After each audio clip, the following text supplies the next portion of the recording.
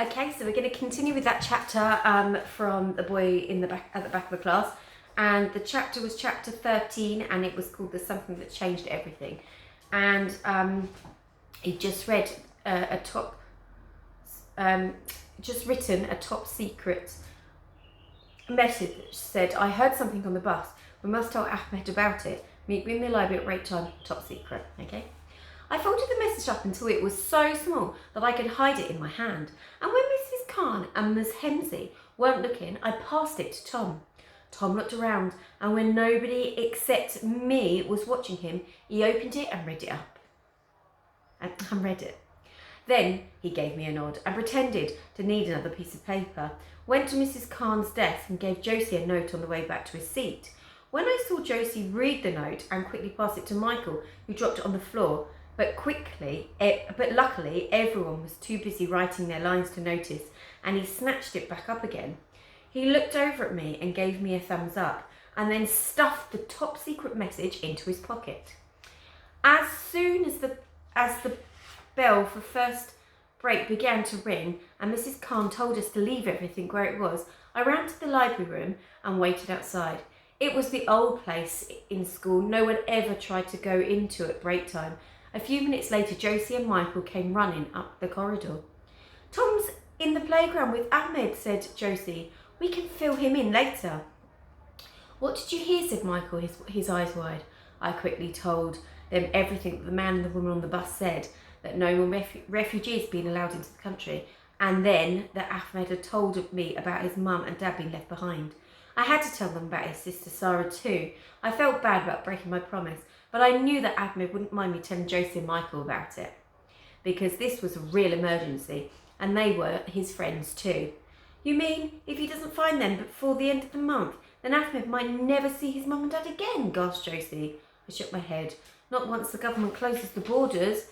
"Yeah," said Michael. They're like giant airport ones, with loads of police and guards protecting them, and you can't go through them when they're closed, or you get put into jail."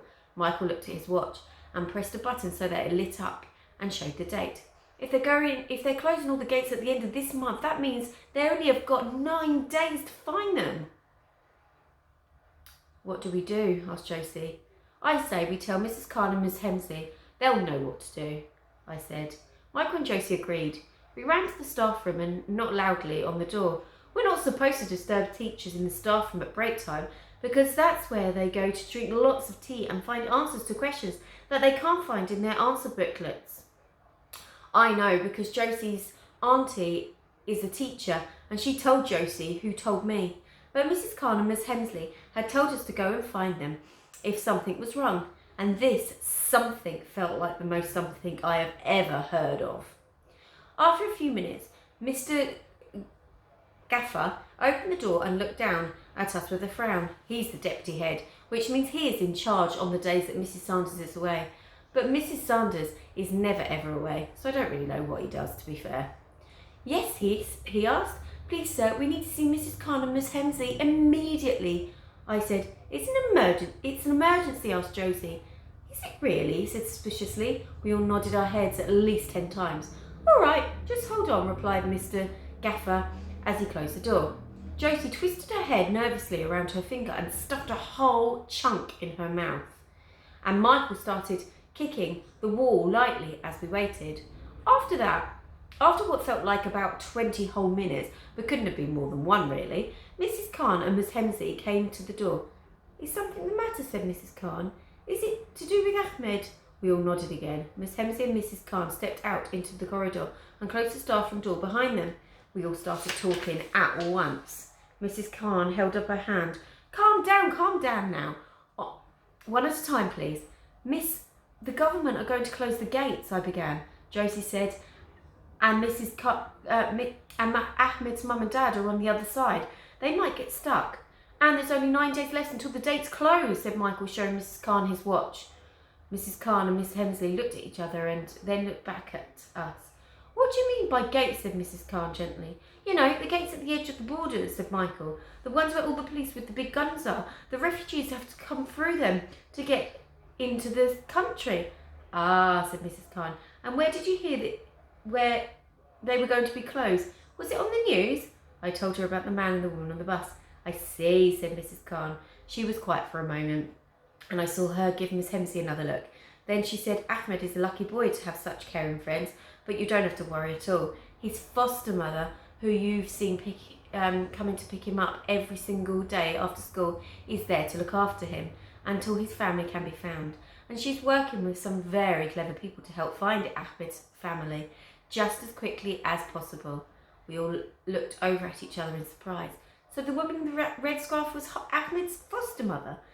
Everything was beginning to make sense now of all of our questions, and all of our questions were being answered too.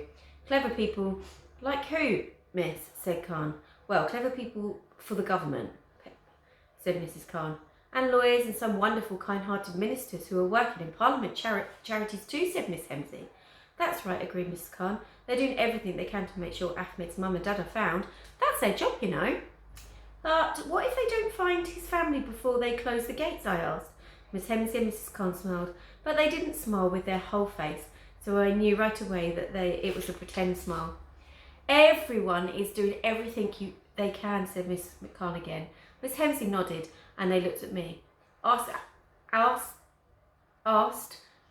Ahmed spoke to you about his family and what happened to his sister? I nodded, but suddenly felt nervous. I had promised Ahmed that I would keep it a secret, and I hadn't. Miss Hemsley smiled and said my name softly. That's a very good thing, she said, a very, very good thing. The bell rang, and Mrs. Khan made us promise not to upset Ahmed by talking about the border gates or telling anyone else about his sister. We all promised. And Mrs. Khan said, everything will be fine, you'll see. I nodded, but I didn't think she sounded very sure. In fact, I didn't think everything was going to be fine at all. Not if Ahmed didn't find his family before the gates closed.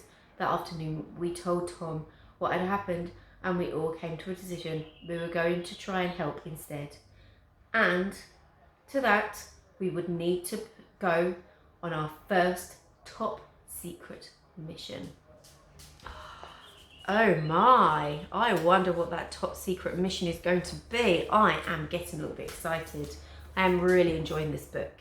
And I'm really pleased some of you are as well. I know lots of you aren't listening to it, but some of you are. Can't wait to read the next chapter. I might have to do that this evening, my Friday night entertainment. Okay, have a fab rest of your day and an awesome weekend. Take care. Bye-bye.